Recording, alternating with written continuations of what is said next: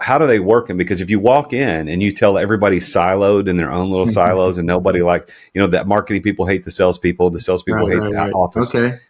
That's what culture is, the personality of the company. But tenure is a part of that. But tenure is an outcome of a good personality, a Yeah. good culture.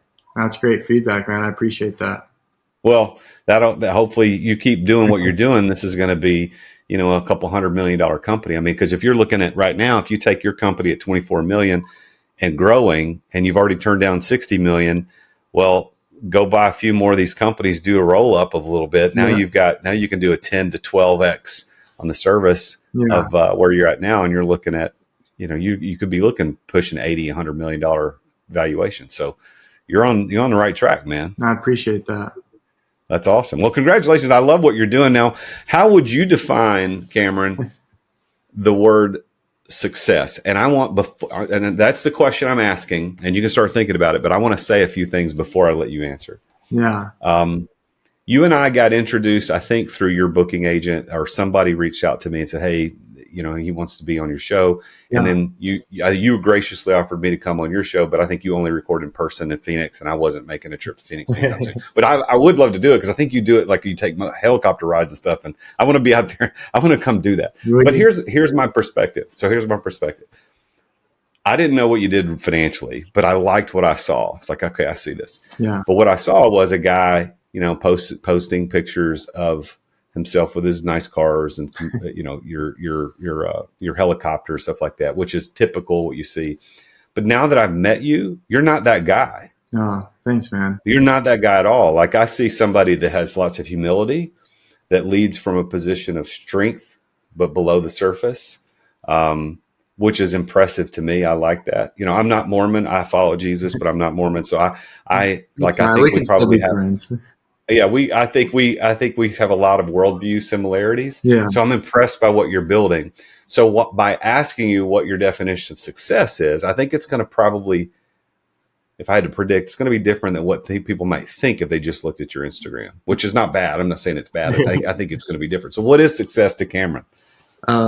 Success is having a well-balanced life. So everyone has a different balance wheel. You're right. There's 7 to 8 categories: religion, family, finance, hobbies, relationship with your spouse, relationship with your kids.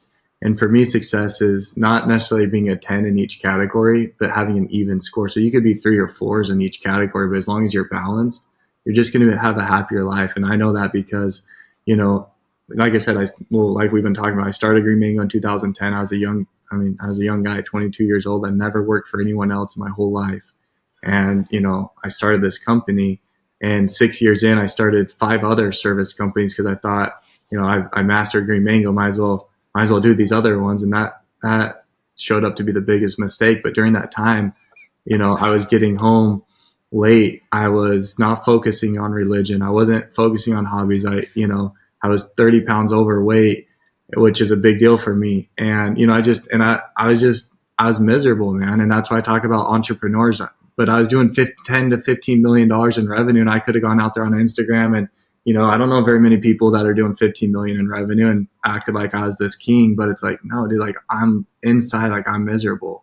And I hired this coach that taught me about the balance wheel, and he changed my life because he helped me see that, like, you have to make time for these things in order to be happy. So that's a long-winded answer for you, but success is having a balanced life.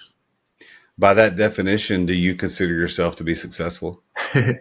I'm my biggest critic, but I'm very blessed. Like, that's my biggest thing, is like, I always want more. And I think that's what has led to a lot of my success, is never, like, I celebrate the wins, but it's like, and that's one of my biggest complaints with my managers is like, hey, you want it, like last month we had our highest revenue in 1 month, right?